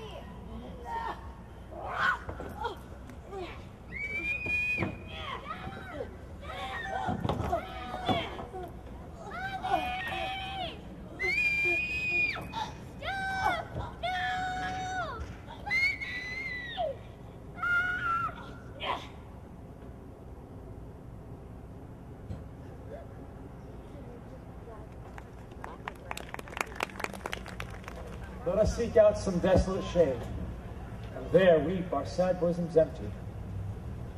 Let us rather hold fast the mortal sword, and like good men, bestride our downfall and birth them. Each new morn, new widows howl, new orphans cry, new sorrows strike heaven on the face that it resounds as if it felt with Scotland and yelled out like a syllable of dole. What you have spoke, it may be so perchance. This tyrant whose sole name blisters our tongues was once thought honest. You have loved him well. He hath not touched you yet. I am young, but something you may deserve of him through me, and wisdom to offer up a weak, poor, innocent lamb to appease an angry god. I am not treacherous. But Macbeth is. A good and virtuous nature may recoil in an imperial charge, but I shall crave your pardon. That which you are my thoughts cannot transpose. Angels are bright still, though the brightest fell. Though all things foul would wear the brows of grace, yet grace must still look so. I have lost my hopes. Perchance even there I did find my doubts. Why then, Ronus, left you wife and child? Those precious motives, those strong knots of love without leave-taking, I pray you, let not my jealousies be your dishonors, but mine own safeties. You may be rightly just, whatever I shall think. Lead, poor country. Great tyranny, lay thou thy basins sure. For goodness dare not check thee. Wear thou thy wrongs. The title is afeard. Fare thee well, Lord. I would not be the villain thou thinkst, for the whole space within a tyrant's grasp, and the rich east to boot. Be not offended. I speak not as an absolute fear of you. I think our country sinks beneath the yoke. It weeps, it bleeds, and each new day a gash is added to her wounds. I think withal there would be hands uplifted in my right, and here, from gracious England, have I offer of goodly thousands. But for all this, when I shall tread upon the tyrant's head, or wear it on my sword, yet my poor country shall have more vices than it had before, more suffer, and more sundry ways than ever by him that shall succeed. What should he be? It is myself, I mean, in whom I know all the particulars of vice so grafted that when they shall be opened, black Macbeth will seem as pure as snow, and the poor state esteem him as a lamb, being compared with my confineless arms. Not in the legions, of horrid hell, can come a devil more damned than evils to top Macbeth. I grant him bloody, luxurious, avaricious, false, deceitful, sudden, malicious, smacking of every sin that has a name. But there's no bottom, none, in my voluptuousness. Your wives, your daughters, your matrons and your maids could not fill up the cistern of my lust and my desire. All countenant impediments would overbear that it opposed my will. Better Macbeth than such a one to reign. Boundless intemperance in nature is a tyranny. It hath been the untimely emptying of the happy throne and fall of many kings. But fear not yet to upon you what is yours. You may convey your pleasures in a spacious place, and yet still cold. The time you may so hoodwink. We have willing dames enough. There cannot be that vulture in you to devour so many as will to greatness dedicate themselves, finding it so inclined. As there grows in my most ill-composed affection, such a staunchless avarice that were I king, I should cut off the nobles of their lands. Desire his jewels in this other's house, and my more having would be as a sauce to make me hunger more. That I should forge quarrels against the good and loyal, destroying them for wealth. This avarice sticks deeper, grows with more pernicious root than Summerson lust. It hath been the sword of our slain kings. Yet, do not fear. Scotland hath poisons to fill up your will of your mere own. All these are portable, with other graces weighed. But I have none. The king, becoming graces as justice, verity, temperance, stableness, bounty, perseverance, mercy, loneliness, devotion, patience, courage, fortitude. I have no relish of them. But avowed in each civil crime, acting in many ways, nay, had I power, I should pour the sweet milk of concord into hell, abroad in universal peace, confound all unity on earth. Oh, Scotland. Oh, Scotland. If such a one be fit to govern, speak. I am as I have spoken. Fit to govern? Fit to govern? No! Not to live! O nation miserable! With an untitled tyrant bloody sceptered, when shalt thou see thy wholesome days again? Since the truest issue of thy throne, by his own interdiction stands accursed, and does blaspheme his breed. Thy royal father was a most sacred king, the queen that bore thee, often upon her knees and on her feet, died every day she lived.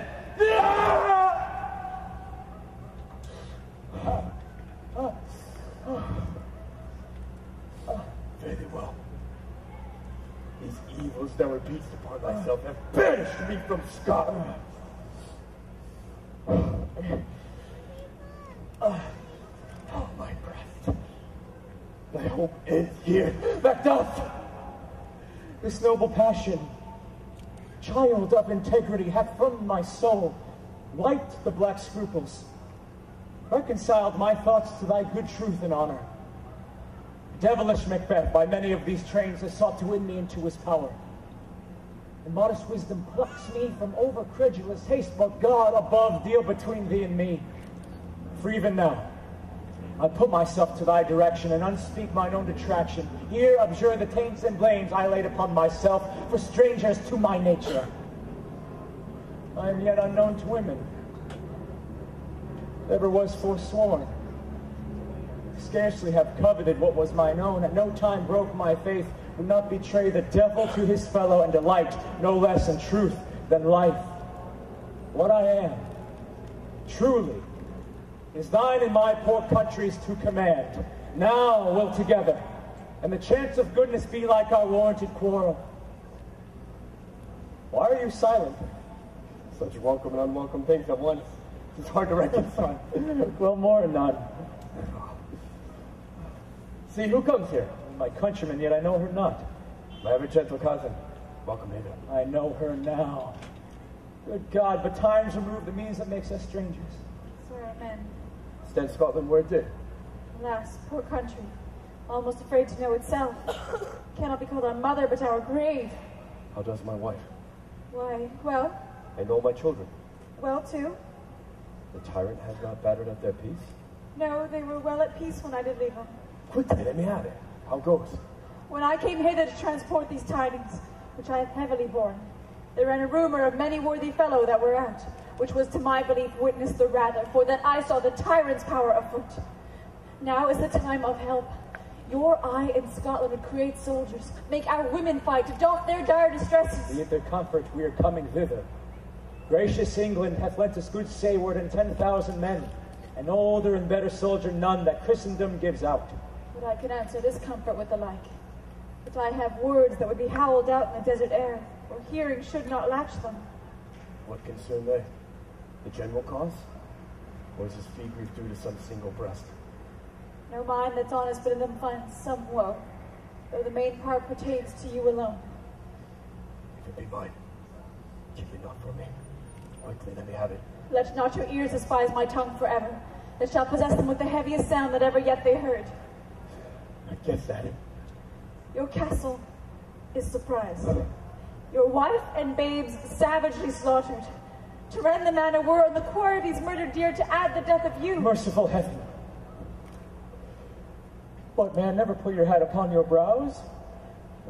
Give sorrow words. The grief that does not speak whispers the overfraught heart and bids it break. My children too.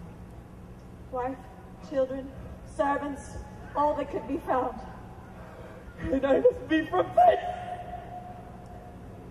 My wife killed you. I have said. Be comforted. Let's make us medicines of our great revenge to cure this deadly grief. He has no children. All my pretty ones. Did you see all? Oh, how kind! All my pretty chickens in their dam. And one fell swoop. Dispute it like a man. I shall do so. But I must also feel it as a man.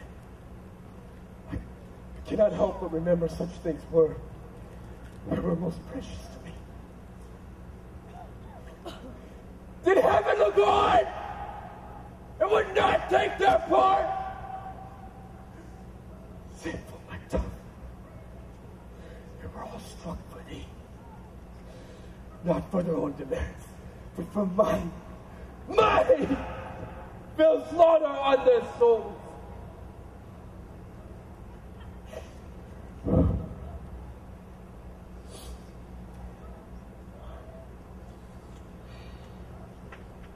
Heaven rest them now. Be this the whetstone of your sword. Let grief convert to anger. Blunt not the heart. Enrage it. Oh, I could play the woman with mine eyes, and the braggart with my tongue. The gentle heavens cut short all intermission. Front to front, bring thou this fiend of Scotland and myself within my sword's length and set him. If he escape, heaven forgive him too. This too goes manly. Come, go we to the king. Our power is ready, our lack is nothing but our leave. Macbeth is ripe for the shaking. The powers above put on their instruments. Receive what cheer you may. The night is long that never finds the day.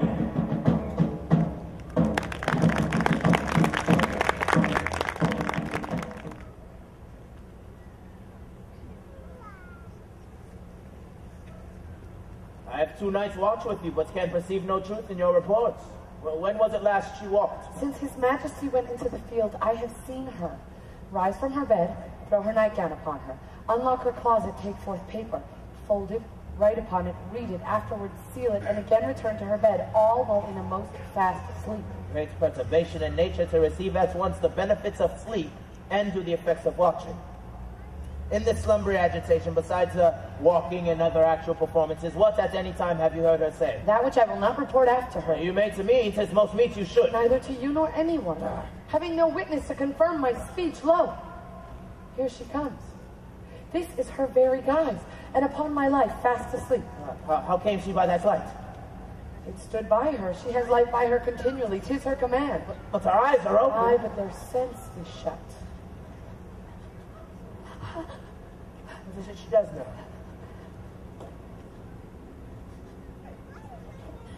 Look how she rubs her hands. Aye. 'Tis an accustomed action with her to seem thus washing her hands. I have known her to continue in this a quarter of an hour. Yet here's a spot. She speaks. I will set down what comes from her to satisfy my remembrance the more strongly. Out! Damn spot! Out, I say! 1, 2. Why then 'tis time to do it. Hell is murky. Fie, my lord, fie! What a soldier and a fear! What need we to fear? Who knows it when none can call our power to account? Yet who would have thought the old man to have had so much blood in him? Leave off that. Oh, the fate of Fife had a wife. Where is she now? What will these hands never be clean? No more of that, my lord. No more of that. Go to. You Go marvel with this You have story. heard what you should have not. She has spoke what she should not. I am sure of that. Heaven knows what she has known. Yet here's the smell of blood still. Oh, the perfumes of Arabia will not sweeten this little hand. What a sigh is there. The heart is sorely charged. I would not have such a heart in my bosom for the dignity of the whole body. Well, Pray God it be, sir. This disease is beyond my practice, yet I have known those who have walked in their sleep and who have died holily in their beds. Wash your hands. Put on your nightgown. Look, you're not so pale. I tell you yet again, Banquo's buried. He cannot come out on his grave. Even so. To bed. To bed. There's knocking at the gate. Come. Give me your hand. What's done cannot be undone. To bed. To bed. To bed. To bed. Will she go now to bed? Directly.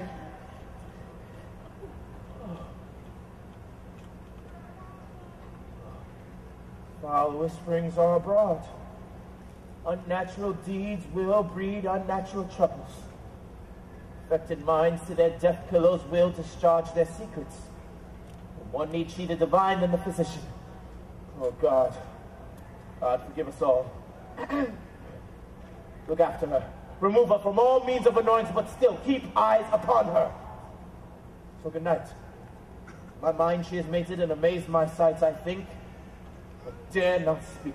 Good night. Good doctor.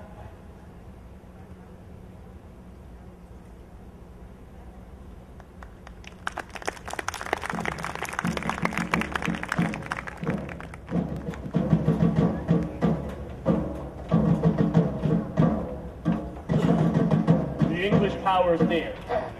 Led on by Malcolm, his uncle Seward, and the good Macbeth. Revenge is burned in them. For their dear causes would to the bleeding and the grim excite the mortified man. Near Burnham Wood shall we meet them. That way are they coming. Who knows if Donald Bain be with his brother? For certain, sir, he is not.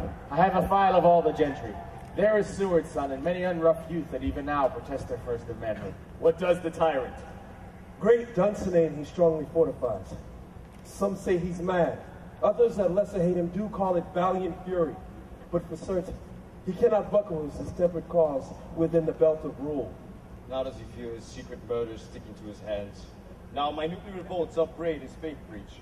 Those he commands move only in command, nothing in love. Now does he feel his title hang loose about him, like a giant's robe on a dwarfish thief. Who then shall blame his pestered senses to recoil and start, when all that is within him does condemn itself for being there? Well, march we on, to give obedience where 'tis truly owed. Meet we the medicine of the sickly wheel, and with him pour we in our country's purge each drop of us. Or so much as it needs, to do the sovereign flower and drown the weeds. Make we our march towards Burnham.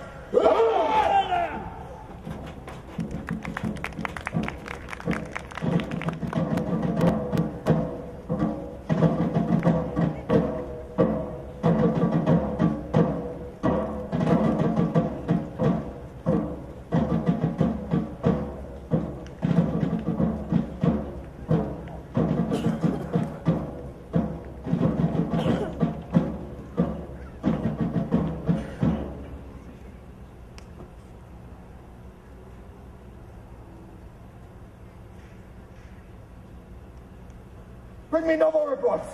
Let them fly on. So Burnham would remove to Dunsinane I cannot taint with fear.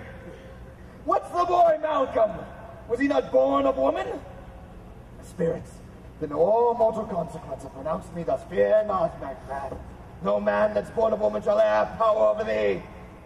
But fly those days, and mingle with the English epicures. The mind I sway by and the heart I bear shall never sag with doubt nor quake with fear. The devil damn thee black, thou cream-faced loon! What dost thou that goose look? 10,000 Peace, villain. soldiers, sir. Prick thy face, nor red thy fear, thou lily-livered boy. What soldiers, Patch? Death of my soul! These linen cheeks of thine are counselors to fear! What soldiers, Wayface? The English horse. So please you. Take your face hence. Satan! I am sick at heart when I behold. Satan, I say! This bush would cheer me ever or deceive me now. I have lived long enough. My way of life has fallen into the sere, the yellow leaf, and that which should accompany old age is honor, love, obedience, troops of friends. I must not look to have, but in their steadfastness, not loud but deep. Thou, Father, breath with the poor heart would fain deny, and yet dare not. That is your gracious pleasure. What news more? All is confirmed, my lord, which was reported. I'll fight till from my bones my flesh be hacked. Give me my armor. It is not needed yet. I'll put it on. Send out more horses, scare the country round. Hang those that talk of fear. Give me my armor.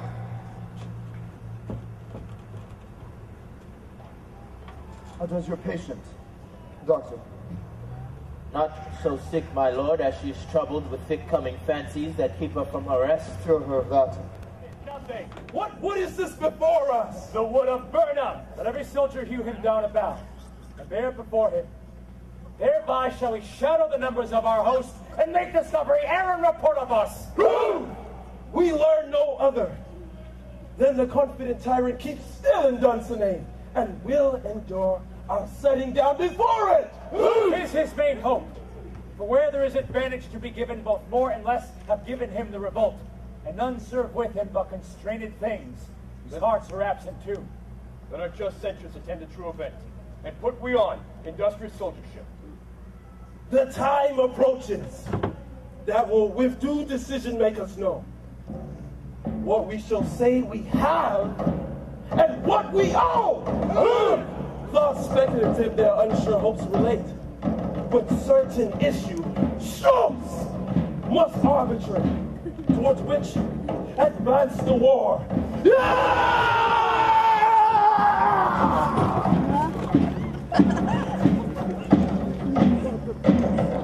Strength will have besieged to scorn. Here let them lie till famine and the ague eat them up. Were they not forced with those that should be ours, we might have met them there for beard to beard and beat them backward home. What's that noise? I almost forgot the taste of fears. Time was my senses would have cooled to hear a night shriek, and my fell of hair would at a dismal treatise rouse and stir as life were in it. I have set full with horrors. Direness familiar to my slaughterous thoughts cannot once start me. Wherefore was that cry? The queen, my lord, is dead. She should have died hereafter.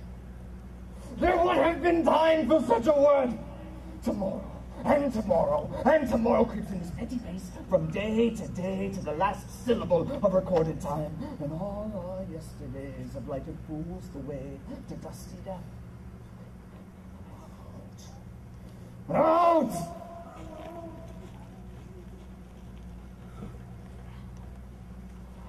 Grief candle. Life's but a walking shadow. A poor player that struts and frets his hour upon the stage and then is heard no more.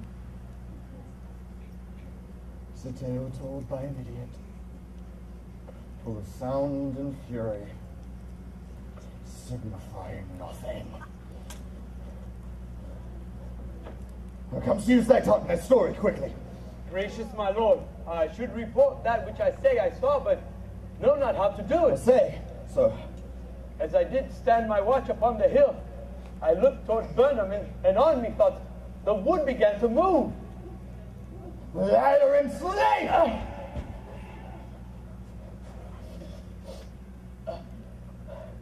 Let me endure your wrath if it be not so. Within this 3 mile may you see it coming. I say a moving grove. If thou speakst false, upon the next tree shalt thou hang alive till famine cling there. If thy speech be sooth, I care not if thou dost for me as much. Pull in resolution. And begin to doubt the equivocation of the fiend that lies like truth. Fear not, Macbeth, till Burnham wood do come to Dunsinane.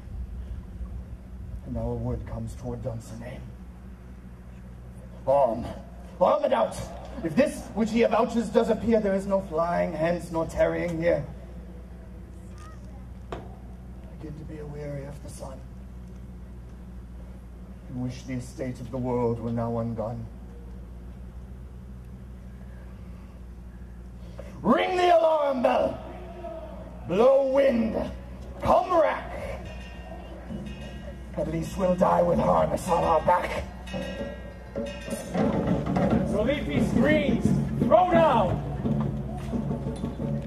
And show like those you are! You, worthy uncle, shall with my cousin, your right noble son, lead our first battle! Worthy Macduff and we shall take upon what else remains to do, according to our order. Fare you well. Do we but find the tyrant's power tonight? Let us be beaten if we cannot fight.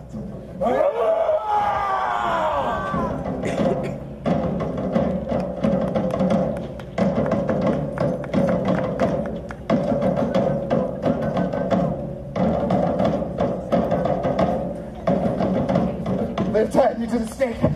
I cannot fly, but bear-like must fight the course. What's he that was not born of woman? Such a one am I to fear, or none? What is thy name?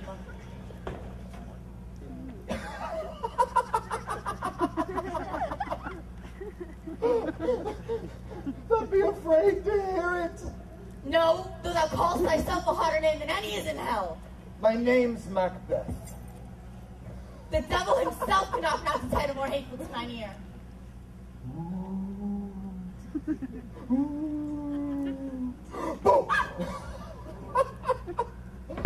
No, no more fearful. Thou liest, born tyrant. With my sword, I'll prove the lie thou speakest.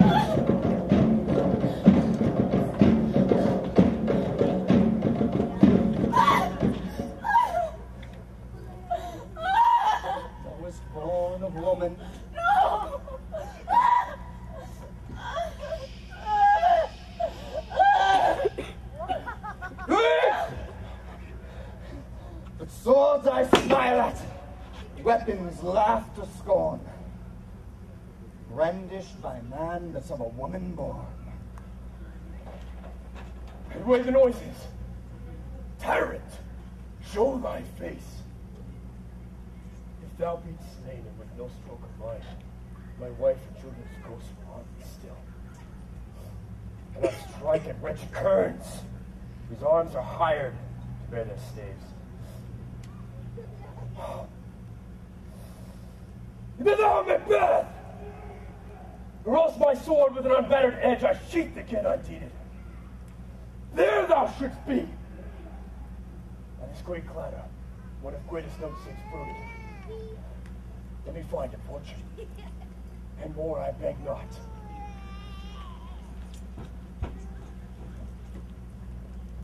This way, my lord.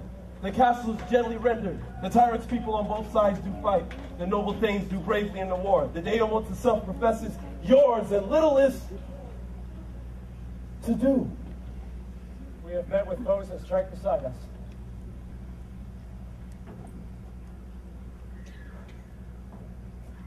Enter, sir, the castle.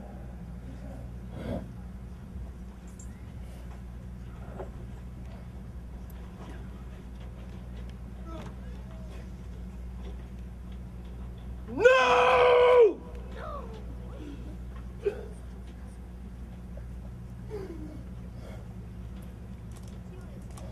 Why should I play the Roman fool and die upon my own sword? Whilst I see lives, the gashes do better on them. Turn, hellhound. Turn! Of all men else I have avoided thee. But get thee back! My soul is too much charged with blood of thine already. I have no words. My voice is in my sword. Now bloody your villain in terms can give thee out. Right! Right! Right!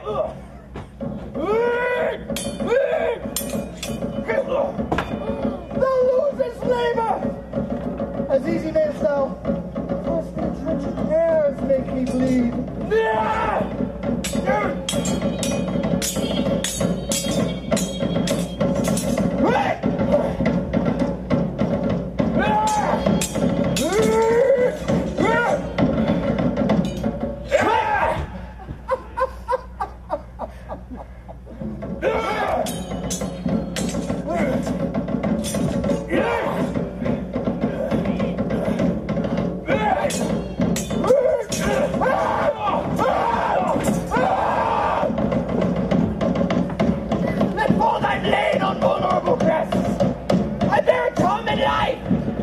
Not yield to one of woman born! Despair thy charm. And let the angel whom thou still hast served tell thee, Macbeth was from his mother's womb untimely ripped. Cursed be the tongue that tells me so. For it is God, my better part of man. Be these juggling fiends no more believe that palter with us in a double sense. To keep the word of promise to our ear and break it to our hope. I'll not fight with thee. Then yield thee, coward. And live. Live to be the show and gaze in a time. We'll have you as our rarer monsters are. Painted on a pall. And under it, here, may you see the tyrant. I will not yield. To kiss the ground before young Malcolm's feet, and be baited with the rabble's curse. Though Burnham would be come to Dunsinane, and now opposed of no woman born, yet I will try the last. Lay on, Macbeth, and damned be him that prescribes holding up.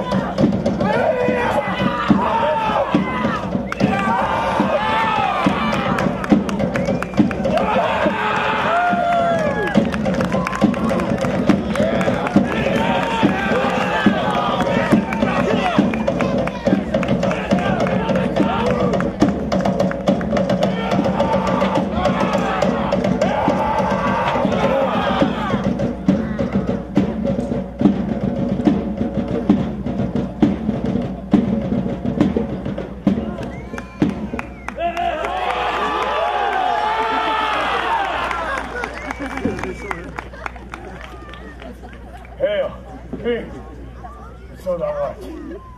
Behold, where stands his sober's cursed head, the time is free.